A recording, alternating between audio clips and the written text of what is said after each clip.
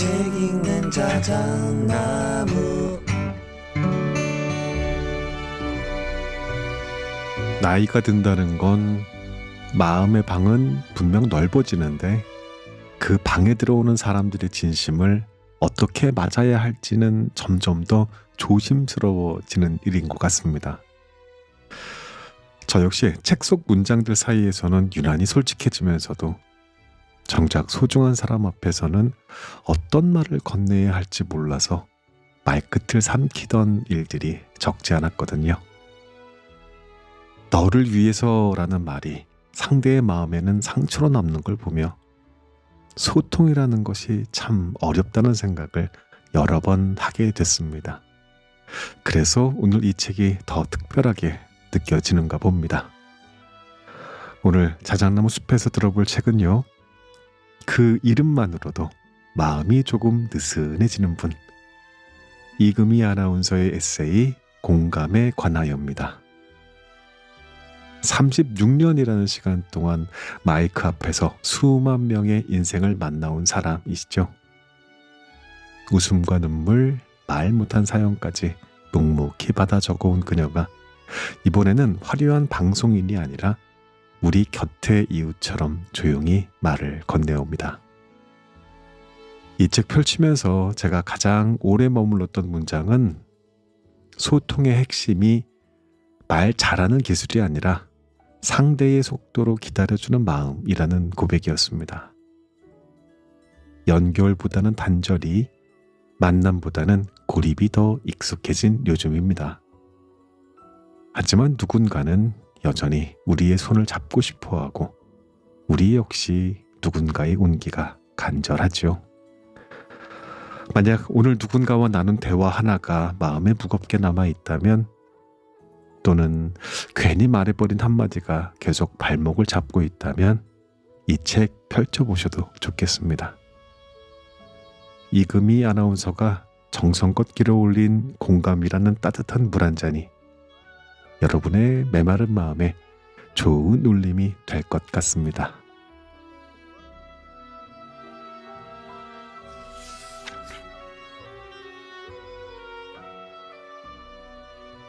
집에는 상처가 있다. 가족과 친하게 잘 지내세요? 평소에 서로를 위해서 시간을 많이 내는 가족이라면 서로 대화하기가 어렵지 않을 거예요. 가족끼리 친한 겁니다. 의외로 가족끼리 친하지 않은 경우 꽤 많이 있지 않나요? 가족인데 남보다 못한 경우도 생각보다 많고요. 오래전에 미국 드라마 위기의 주부들은 시작하면서 이런 얘기를 해요. 누구나 더러운 빨랫감을 조금씩은 가지고 있다. 일본의 코미디언이자 영화배우, 영화 감독이기도 한 기타노 다케시도 이런 말을 한 적이 있어요. 가족이란 아무도 안 볼 때 슬쩍 가져다 버리고 싶은 존재다. 이 말이 심하다고 느끼신다면 가족과 사이가 좋은 겁니다. 부러운 분이지요. 가족은 짐이자 힘입니다. 배를 띄울 때 밑바닥에 싣는 바닥짐 같은 존재죠. 바닥짐이 없으면 배는 균형을 잡지 못한답니다. 반면 너무 많으면 정작 실어야 할 다른 짐을 실을 공간이 부족해지고요. 적당히 실어줄 때 배는 균형을 잡으면서 앞으로 나아갈 동력을 얻습니다. 그러니 가족은 바닥짐입니다. 적당히 무거우면서 동시에 힘을 내게 해주니까요. 먹고 살고자 하는 일을 우리는 혼자서 잘 먹고 잘 살기 위해 하지 않습니다. 대개 우리 식구들 다 같이 잘 먹고 잘 살기 위해서 열심히 일하죠. 거봐요. 가족은 짐이자 힘이죠. 그러한 가족과 대화를 나누는 게 점점 더 어려워집니다. 예전처럼 가족끼리 같이 사는 경우도 그리 많지 않거든요. 그런 집도 봤어요. 식구가 넷인데 거주지도 넷이에요. 엄마도 아빠도 직장이 멀어서 따로 사는 데다가 딸은 학교 근처에서 자취를 하고 아들은 해외에 유학하러 갔다나요? 식구가 넷에 집도 넷인 건 예전에는 상상도 못하던 생활 방식, 주거 형태였는데 말이죠. 가족이 함께 산다고 해도 아침 출근, 저녁 출근으로 나뉘다 보면 얼굴 보고 마주 앉아 밥 한 끼 먹기도 쉽지 않습니다. 가족끼리 단체 대화방을 만드는 게 필수가 됐죠. 아침이면 아빠가 부지런히 좋은 글귀를 올리고 점심 무렵 엄마가 꽃사진을 올려도 사느라 바쁜 딸과 아들은 겨우 확인만 하고 맙니다. 엄지척이나 하트라도 보내준다면 그나마 고마운 거죠. 가족 단체방인데 동창 단체방만도 못하게 됩니다. 떨어져 살면 어쩌다 만난 명절에도 밥 한 끼 먹으면 서둘러 갈 길을 가야 하고 같이 살아도 주말에 가족 외식이라도 하고 나면 집으로 돌아와 각자 방에 들어가기 바쁩니다. 언제 대화를 해요? 무슨 얘기를 하겠어요?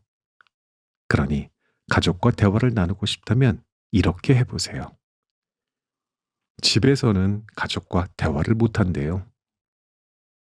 집에는 상처가 있어서 그렇다고 해요.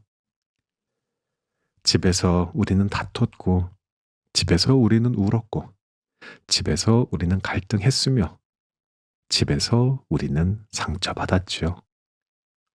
그건 아이든 어른이든 마찬가지입니다. 그러다 보니 집에는 누구나 상처가 있어서 속마음 꺼내기가 어렵다는 겁니다. 그러면 어떻게 하는 게 좋을까요? 집에서 나오세요. 편한 옷 입고 운동화 신고 산책을 같이 해보세요. 산책이 좋은 건 부담이 없어서죠. 같은 방향을 향해 나아가지만 걷고 있기에 굳이 진지한 이야기를 나누지 않아도 됩니다. 날씨가 많이 풀렸네. 어느새 꽃이 피었다. 날씨 얘기나 풍경 얘기 정도면 충분합니다. 1시간쯤 걸으면 슬슬 목도 마르고 다리도 뻐근해요. 그럴 땐 새로 생긴 카페에 들어가세요. 오, 우리 동네 이런 카페가 언제 생겼나? 얘기도 나누면서 카페에 들어가서는 마셔본 적 없는 음료를 주문해 보세요. TV에서 연예인이 마시는 거 보고 이거 마시고 싶었는데 마침 여기 있네. 그러면서요. 이쯤 되면 짐작하셨을 겁니다. 아니, 가족끼리 아이스 브레이킹을 하라고? 네, 맞습니다. 그러시라는 겁니다. 깊은 대화를 나누기 위해서 슬슬 마음의 시동을 거세요. 대화하기 위해서는 서로 마음의 준비를 하는 게 필요합니다. 가족인데 굳이 그렇게까지 해야 하냐고요?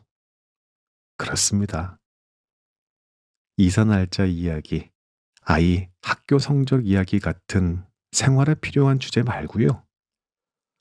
적금 만기 이야기, 오른 물가 이야기 같은 생존에 필수인 소재 말고요. 속갯말을 나누고 싶다면 가족 간에도 그런 과정이 필요하다는 겁니다. 첫 번째 시도에서 잘 안 되더라도 포기하지 말고 두 번째와 세 번째 시도를 해보세요. 그러다 보면 엄마, 아빠의 옛날 연애 이야기, 딸과 아들의 요즘 마음속 고민을 들을 수 있게 될 겁니다.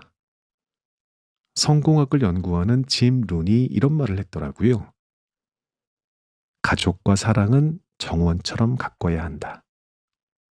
어떤 관계든 피어나고 자라기 위해서는 시간, 노력, 상상력이 끊임없이 필요하다. 시간을 들이고 노력을 기울여 시도해 보는 겁니다.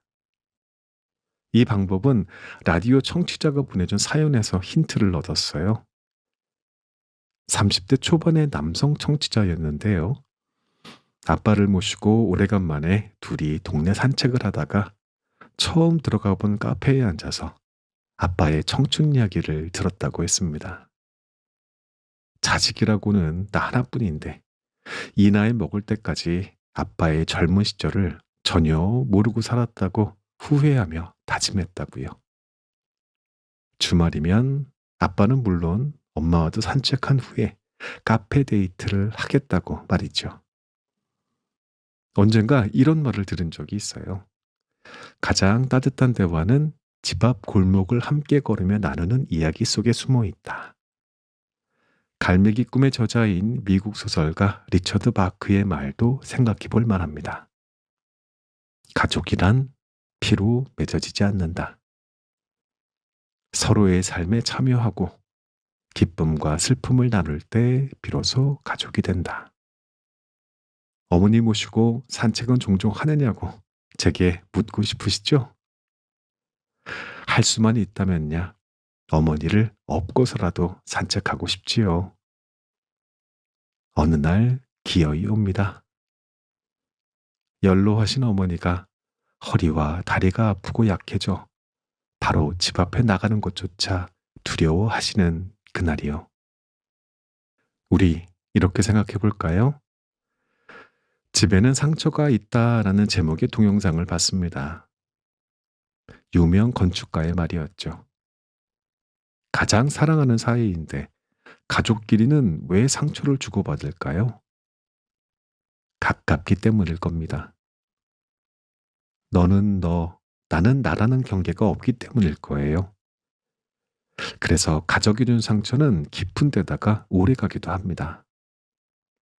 그래서 가족과 사이가 멀어진 분들은 자책하기도 해요. 내가 잘못했다는 죄책감도 느끼지요. 그러지 마시라고 말씀드리고 싶습니다. 가족끼리 친하면 좋지만 그렇지 않다고 해도 일방적으로 그렇게 되진 않았을 테니까요. 가족으로서 도리를 다하는 정도도 나쁘지 않아요. 그런 사람들도 의외로 많지요.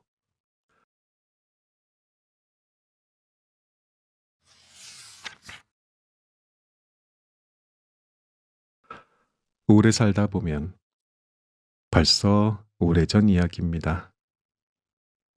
1년 가까이 암으로 투병하던 큰언니가 세상을 떠났습니다. 동생들은 물론 어머니의 슬픔과 고통은 이루 말로 다 할 수 없었습니다. 자식이 부모보다 먼저 저 세상으로 가는 일은 인생 최대의 참혹한 비극이라고 하지요. 아내 잃은 남편은 호라비, 남편 잃은 아내는 과부, 부모 잃은 자식은 고아라고 하지만 자식을 잃은 부모를 일컫는 단어는 없다라고 말할 만큼 말이죠. 참혹할 참에 슬플 척을 써서 참척, 너무나도 참혹하고 슬픈 감정이라는 말로 돌려서 말하기도 하고요. 단장, 글자 그대로 창자가 끊어지는 고통이라고도 합니다. 더군다나 저희 어머니에게서 큰언니는 20살에 결혼해서 21살에 얻은 첫 딸이라 거의 친구처럼 느껴졌을 테니까요. 그로부터 1년 후 큰언니의 일주기가 다가왔습니다. 저희는 모여서 의논했죠. 지난 1년간 힘들어 하셨던 엄마가 쓰러지기라도 하면 어쩌나 싶어서 차라리 서울 근교로 여행을 가는 건 어떨까 하고요. 그러면 조금이라도 기분이 전환이 될 터이니 일주기를 맞이하기가 더 낫지 않을까. 그래서 주말을 이용해 1박 2일로 여행을 떠났습니다. 가족이 2대의 차에 나눠 타고 서해대교 위를 달리는데 제 차 뒷좌석에 앉았던 어머니가 이러시는 겁니다. 아, 참 좋다. 저는 귀를 의심했습니다. 여행을 가도 슬픈 건 그대로네 하실 줄 알았는데 좋다고 하시다니. 뒤이어 어머니는 이렇게 말씀하셨습니다. 이 정도면 인생 행복하게 잘 산 것 같다. 제일 사랑하던 자식을 잃은 지 1년. 아주 오래전엔 유일한 아들을 유아기에 떠나보낸 엄마 입에서 나온 한마디. 여느 때 같았으면 엄마, 뭐가 그렇게 행복한데? 여쭤봤겠지만 그날은 그만 목이 메어 더 여쭤보지도 못했습니다. 다른 식구들 역시 마찬가지였고요. 훗날 다음과 같은 내용의 글을 읽으며 그때 엄마의 마음을 조금 짐작할 수 있었습니다. 인간에게는 생존 본능에 가까운 능력이 있는데 그게 바로 회상 조작이랍니다. 누구나 살다 보면 좋은 일과 나쁜 일 다 경험하잖아요. 그런데 나쁜 일이나 불쾌한 기억, 부정적인 경험을 계속 남겨둔다면 과거가 현재로 이어지는 셈이니 과거는 물론 현재도 괴로울 것 아니겠습니까? 그래서 본능적으로 긍정적인 경험을 먼저 저장한다는 겁니다. 좋은 일, 행복한 추억, 유쾌한 기억을 우선 남겨두죠. 그러다 보면 부정적인 기억은 서서히 지워지고 나중에는 희미해진대요. 추억은 종종 미화되거나 왜곡되기도 하는데요. 과거를 긍정적으로 재구성해서 현재의 고통을 완화하려는 무의식적인 노력인 회상 조작 덕분에 우리는 과거가 아름답다고 기억한다고 해요. 미국의 연구 결과를 보면 행복한 결혼 생활을 하는 부부와 불행한 결혼 생활을 하는 부부에 결정적인 차이가 있다고 합니다. 행복한 부부는 둘만의 과거나 추억을 즐거운 쪽으로 남겨두었지만 불행한 부부는 반대랍니다. 과거에 즐거웠던 일마저 불쾌하고 괴로운 쪽으로 바꿔버린대요. 행복한 부부는 좋은 기억을 확대하고 불행한 부부는 나쁜 기억을 확대한다. 미국 부부 연구의 권위자인 심리학자 존 가트맨의 말입니다. 금실 좋은 부부는 사랑의 기술도 좋지만 기억의 거름망 역시 튼튼하고 성능이 좋은지 모릅니다. 괴로운 건 걸러내고 즐거움만 남겨두는 개인만이 아니라 집단 역시 그렇습니다. 어른들이 흥에 오를 때 흔히 하시는 얼씨구 절씨구 지화자 좋다 아시죠? 이 말 역시 역사적으로 기억의 거름망을 거친 것이라네요. 얼씨구에는 우리의 슬프고도 고통스러운 역사가 남아있대요. 얼씨구의 한자어를 풀어보면 서자얼, 성씨, 구할 구, 서얼에 천대받는 씨라도 구한다는 의미입니다. 역사상 수천 번의 전쟁을 치러야만 했던 우리 민족. 전쟁이 일어나면 그때마다 번번이 젊은 남자들이 죄다 전쟁터로 끌려가 목숨을 잃었겠죠. 그래서 씨가 말랐으니 얼씨구, 서얼의 씨라도 구한다. 원래 이런 말이었는데 세월이 흐르면서 부정적인 의미는 사라지고 서얼의 씨라도 구할 수 있어서 다행이다. 라는 긍정적인 의미만 남아 감탄사가 됐다지요. 지하자 졸시구는 몸이 성치 못한 졸병의 씨라도 구한다 라는 의미라네요. 그러다가 얼씨구와 함께 흥을 나타내는 감탄사가 됐고요. 이처럼 우리에겐 개인이건 집단이건 아픔과 고통 대신 즐거움과 행복한 기억을 남기려는 본능이 있다는 겁니다.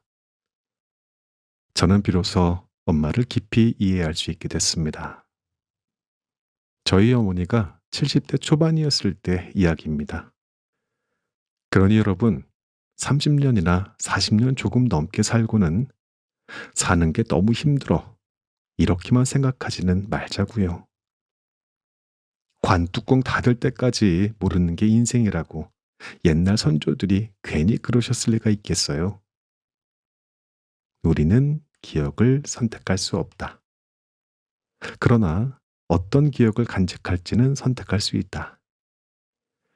제2차 세계대전 때 나치 강제 수용소의 경험을 바탕으로 삶의 의미를 탐구한 것으로 유명한 오스트리아 출신 정신과 의사이자 심리학자인 빅터 프랭클이 말했습니다. 죽음의 공포를 넘나드는 경험 속에 터득한 진리일 터이니까 믿어보시지요. 우리도 오래 살다 보면 저희 어머니가 했던 그 말을 할 수도 있겠죠. 아, 참 좋다. 이 정도면 인생 행복하게 잘 산 것 같아. 저절로 그 말을 할 때까지 열심히 살아볼까요?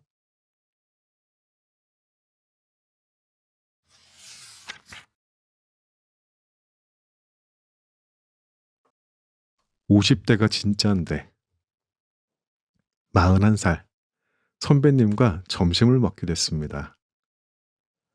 사소한 도움을 드렸을 뿐인데 일식집에서 근사한 한 끼를 사주셨습니다. 이 일 때문에 알게 된 지 얼마 안 된 선배님이라 둘만의 식사가 어색하지 않을까 살짝 염려했지요. 하지만 아주 즐거웠습니다.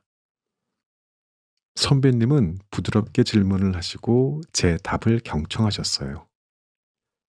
닮고 싶은 멋진 선배님이 물었습니다. 올해 몇 살이에요? 아, 이런 거 물어봐도 되나? 아, 그럼요. 올해 41살입니다. 저랑 딱 10살 차이 나네요. 지금부터 10년이 정말 좋을 거예요. 어우, 진짜로요? 내적 친밀감이 들었어요. 지금은 별로 그렇지 않지만 30살이 넘고 40살이 되는 동안 나이에 관한 쓸데없는 이야기를 많이 들었거든요.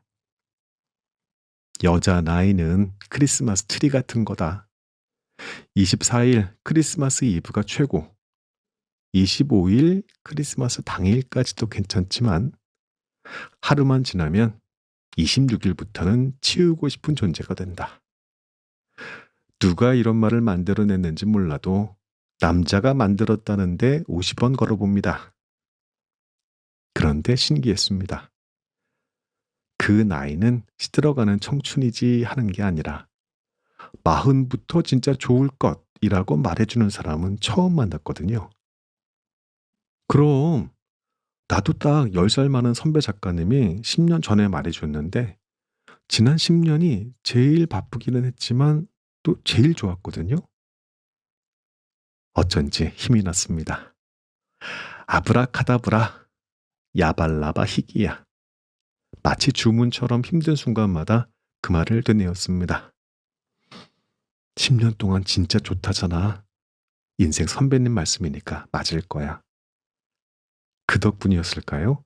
저의 40대는 참 좋은 10년이 되었습니다. 51살이 되던 해 거짓말처럼 그 선배님과 또 점심을 먹게 됐어요. 10년 전 바로 그 일식당에서. 이번에도 역시 밥을 사주시던 선배, 제게 물어보셨습니다. 올해 몇 살이에요? 아, 이런 거 물어봐도 되나? 저는 크게 웃으면서 대답했죠. 선배님, 10년 전 바로 이 일식집에서 저한테 똑같이 물으셨어요. 그때 선배님이 그러셨어요. 지금부터 10년이 참 좋을 거라고. 근데 정말 그랬어요. 덕분에 40대가 정말 좋았습니다. 감사해요, 선배님. 제 말에 이은 선배님의 말. 근데 어떡하지? 지금부터가 진짠데. 이건 또 무슨 말씀일까요? 눈을 동그랗게 뜬 제게 선배가 웃으면서 말씀하셨습니다. 나보다 딱 10살 많은 그 작가님 말씀드렸겠죠? 그분이 그러셨어요. 50대가 진짜라고요. 그리고 나도 50대가 더 좋았어요. 나 이혼도 했잖아. 왜 진작 안 했나 몰라. 선배가 깔깔 웃으시는데 저도 따라 웃게 됐습니다. 저보다 10살 많은 분들이 보증하셨고 그보다 10살 많은 분이 또 보증을 하신 그 말. 50대가 진짠데. 심리학과 교수님이 방송에서 물었습니다. 창의력이 가장 왕성한 시기는 몇 살일 것 같아요? 함께 출연한 분들이 대답했습니다. 20대 아닐까요? 아니, 10대겠죠. 대답을 들은 교수님은 창의력이 가장 왕성한 나이는 바로 50대입니다. 라고 말했고, 출연자는 물론 시청자인 저도 깜짝 놀랄 수밖에 없었습니다. 그 이유를 설명하는데 이해가 갔습니다. 창의력이란 하늘 아래 새로운 무언가를 만들어내는 게 아니라고요. A를 알고 B를 아는 상태에서 C나 D를 만들어내는 게 아니라 가나다 혹은 1, 2, 3, 4 이렇게 다른 각도의 무엇을 생각해내는 거라고요. 그러니 창의력이 왕성하기 위해서는 머릿속에 든 것이 많이 있어야 한다고 말입니다. 그래야 무엇을 만들어내니까. 영국 런던 정치경제대학교의 캐서린 하킴 교수가 이런 연구 결과를 발표한 적이 있습니다. 우리에겐 4개의 자본이 있다. 경제적 자본, 문화적 자본, 사회적 자본, 그리고 매력 자본. 하킴 교수는 매력이야말로 경쟁력이라고 했습니다. 실력도 중요하지만 매력적인 이미지를 통해 자기 가치를 올리는 것이 곧 몸값을 올리는 일이라고요. 능력과 가치를 올리는데 돈만큼 중요한 게 매력인 거죠. 잘생긴 외모 말고도 유머 감각, 세련미, 상대를 편안하게 하는 기술, 다른 사람의 호감을 사는 멋진 태도나 기술이 다 매력에 포함됩니다. 이러한 매력은 나이가 들어도 퇴색되지 않고 오히려 더 좋아지죠. 경륜이라고 하는 게 바로 하킴 교수가 말하는 매력이 아닐는지요. 연륜이란 주름살이 아니라 시간을 견디며 얻은 빛이라고 했던 해리포터 시리즈의 작가 J.K. 롤링의 말이 떠올랐습니다. 진짜 매력은 젊음이 아니라 살아온 이야기가 얼굴에 새겨지는 데서 나온다 라는 말을 나이가 들수록 멋진 연기를 보여주는 영국 배우 헬렌 미렌도 했거든요. 마흔이 된 후배들, 쉰을 바라보는 후배들이 찾아와 고민 상담을 할 때가 덜어 있습니다. 상황도 상태도 성향도 모두 다르지만 모두 비슷하게도 나이 고민을 합니다. 그럴 때면 할머니들이 하시는 말씀이 절로 나옵니다. 좋을 때다. 한창 때야. 내가 10살만 어렸어도. 바둑이나 장기를 둘 때면 전체 대국을 보기가 어렵다고 하죠. 한 발 떨어져 훈수를 둘 때에는 눈에 다 보이는 것들이 그 안에서는 안 보인답니다. 그래서 가끔은 남일처럼 나의 일을 바라보는 게 필요합니다. 10살 많은 인생 선배가 지금 나를 본다면 뭐라고 말해줄까? 이런 식으로 말입니다. 마흔이 된 여러분 축하합니다. 지금부터 10년이 아주 좋을 거예요. 쉰이 되셨다고요? 박수를 보냅니다. 40대에 좋았던 건 좋은 것도 아닙니다. 지금부터 10년 인생 최고의 시기일 겁니다. 다음은 어떨 것 같으냐고요? 이제 10살 많은 선배에게 물어보지 않아도 알 것만 같습니다. 60부터 10년도, 그 다음 10년도 좋을 거예요. 내가 나를 믿고 내 인생 열심히 살아갈 테니까 말이죠.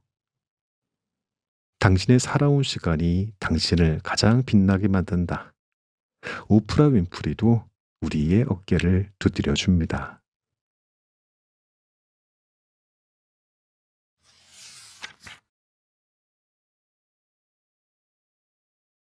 하버드의 연구 결과. 인생은 너무나 남루한 것이어서 가끔 좋은 사람들과 맛있는 음식을 먹으며 괜찮은 대화를 나누는 순간이 있지 않으면 우리는 견딜 수 없다. 언젠가 유키즈 언더블럭에 나갔을 때 제가 했던 말입니다. 공감하는 분이 꽤 많았나 봐요. 이른바 짤로 돌아다니는 걸 저도 봤으니까요. 어딘가에서 읽은 내용에 제 생각을 보탠 말입니다. 그런 제 생각에 확신을 불어넣은 연구 결과를 본 적이 있습니다. 하버드 대학교에서 무려 87년째, 그것도 2,000명 이상을 대상으로 진행하는 연구. 2년에 한 번씩 동일인을 만나 행복에 관해 똑같은 내용의 심층 면접을 하는 거죠. 시작한 지가 오래되어서 1세대 연구자들은 모두 세상을 떠났고 2세대 연구자들도 현업에서 물러났으며 3세대 연구자들이 물려받았다고 합니다. 연구 대상도 마찬가지. 87년 전에 청년이었던 분들은 고인이 되었으니 딸이나 아들, 그분들도 인터뷰가 어려워지면 손자나 손녀를 만납니다. 이렇게 오랫동안 이렇게 많은 사람을 대상으로 인터뷰하며 얻은 결론, 우리가 다 아는 겁니다. 사람에게 가장 만족을 주고 안정감을 주는 건 다름 아닌 인간관계라는 것. 내가 100명을 한다. 내 휴대폰에 1000명의 전화번호가 있다. 이런 건 전혀 중요하지 않다고 해요. 단 한 사람이라도 나와 속 얘기를 주고받을 사람이 있는가 하는 게 핵심이죠. 인간관계는 양이 아니라 질이라는 뜻입니다. 인간관계가 원만한 사람은 나이가 들었을 때에도 기억력이 증진된다고 하고요. 세련되고 우아한 삶의 방식, 느긋하게 주변 사람과 어울리며 그 시간을 즐기는 것을 카리브해 연안의 나라 트리니다드 토바고에서는 라이밍이라고 부른답니다. 수업을 듣지 않고 운동장 나무 밑에서 수다를 떨던 학생들에게 교장 선생님이 뭐 하냐고 물어봤답니다. 이때 학생들이 나무에 석회칠을 하고 있다고 둘러댔다죠. 나무에 무슨 석회칠입니까? 쓸데없는 짓이죠. 이후 라이밍은 사람들과 딱히 목적이 없이 어울려 다니며 즐기는 행위를 뜻하는 은어가 됐대요. 쓸데없는 짓과 인간관계가 인생에 도움이 되느냐고요? 물론이죠. 이런 카리브 문화 속에서 훌륭한 풍자와 칼립소 음악, 좋은 시가 탄생했으니까요. 특별한 일은 별일 없을 때 탄생한다고 노르웨이의 세계적인 사회인류학자 토마스 필란 에릭센이 인생의 의미라는 책에 써뒀답니다. 어느 소설가는 그러한 시간을 농담 뜨개질하는 시간이라고 표현했어요. 나 한 번, 상대 한 번, 코바늘로 실을 떠서 뭐라도 만들듯이 농담을 주고받으며 우리 사이가 만들어지는 거라고요. 유명 언론인이 방송에서 한 이야기도 비슷합니다. 인생은 90%의 농담과 10%의 진담이면 충분하다. 농담은 혼자 할 수가 없죠. 상대가 있어야만 주고받는 게 가능합니다. 인생 대부분을 남과 시시덕거리면서 관계를 맺는 것이 중요하다는 이야기입니다. 대화의 90%를 농담 뜨개질로 이어갈 사람이 있나요? 그렇다면 정말 잘 살고 있는 겁니다. 지금 잘 사는 분은 나이 든 후에도 여전히 그럴 겁니다. 앞서 봤던 하버드 대학교 연구 결과에도 나와 있거든요. 80대에 만나서 인터뷰할 때 저는 제 인생에 만족하는 편입니다. 이만하면 인간관계도 괜찮고 제 삶이 마음에 들어요 라고 말한 노인들의 기록을 찾아봤대요. 그랬더니 그 노인은 50대였던 중년에도 똑같이 삶과 인간관계에 만족했다고 합니다. 그 중년이 청년이었을 때는 어떠했을까요? 짐작하시는 그대로입니다. 제 삶은 괜찮은 것 같아요. 저는 인간관계도 괜찮고 인생도 만족합니다. 나이 들어 괴팍한 할아버지나 할머니가 되고 싶지 않다면 지금부터 연습해야 할 겁니다. 내 인생에 만족하기. 사람들과 잘 지내기. 그러면 30년 후, 60년 후에도 당신의 인생에 만족하면서 인간관계도 좋을 겁니다. 하버드 대학교의 연구 결과가 그렇다고 하잖아요. 삶의 의미는 바로 관계를 말한다고 토마스 힐란드 에릭센은 인생의 의미에서 여러 번 강조합니다. 삶의 의미는 지속 가능하고 중립적이며 자유롭다. 삶의 의미는 관계로 이루어진다. 우리 자신을 주위의 모든 것과 연결하는 실, 이 가는 실들이 모여 거대한 테피스트리를 만든다. 그 촘촘한 관계망 안에서 우리는 각자 작은 목소리를 낼 수 있다. 이러한 실타래가 삶을 의미 있게 만든다. 태초에는 모든 것이 어둡고 조용했다. 어떤 것도 다른 것과 관계를 맺지 않았고 속삭임이나 산들바람 소리조차 들리지 않았다. 무언가 존재하기 시작한 것은 138억 년 전 빅뱅으로 우주가 탄생한 때부터였다. 이후 모든 것들은 관계 속에서만 존재할 수 있게 되었다. 무려 138억 년 전부터 시작된 관계, 앞으로도 138억 년 동안 이어지지 않을까요? 좋은 관계, 그것이 우리가 사는 이유의 전부일지도 모릅니다. 2400여 년 전에 살다간 유명한 아리스토텔레스도 그렇게 말했답니다. 인간은 다른 인간을 통해 완성된다.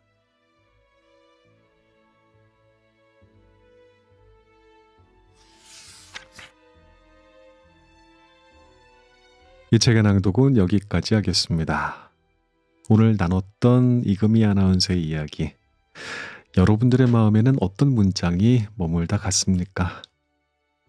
저는 여기요, 농담 뜨개질이라는 표현을 한참 동안 곱씹어 봤습니다.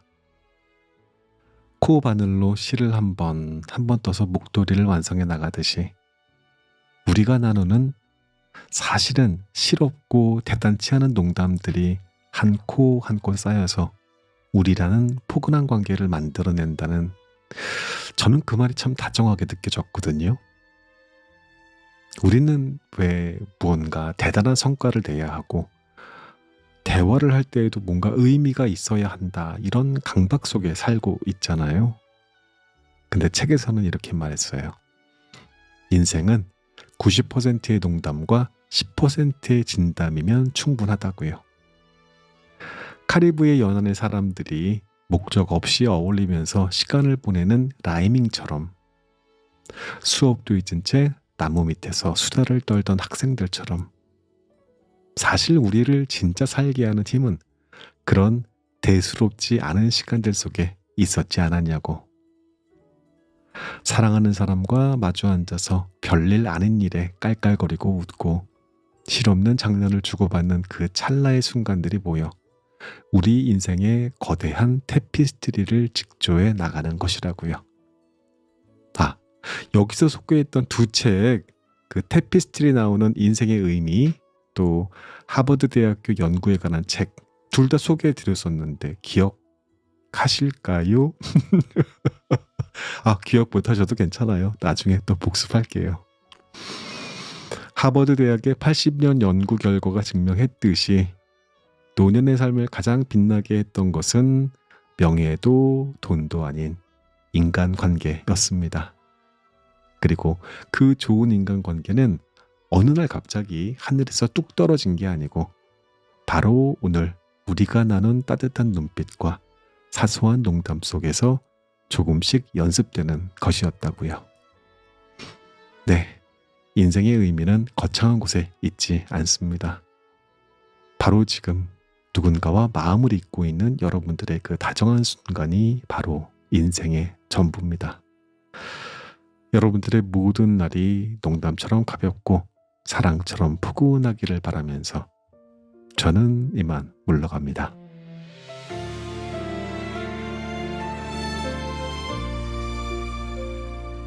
quiet room, hands around this coffee cup. Steam traces little ghosts, I keep watching them rise, fade. Your sweater on the chair, threadbare at the elbows. I tell myself I'm fine, but every breath says your name. We're close enough to light, even when the sky looks hollow. Close enough to light, I can feel tomorrow calling. Hold on to my hand, even if it shakes tonight. We're close enough to light.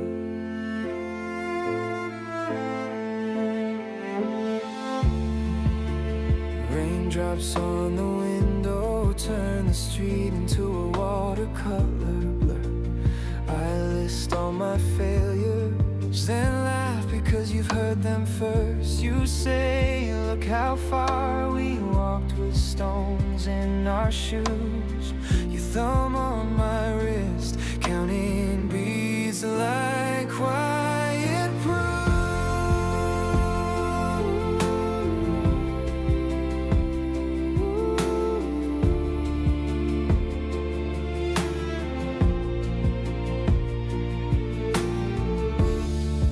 If we fall apart, we'll fall into place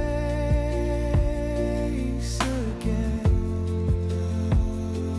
Different, maybe softer, but still learning how to bend.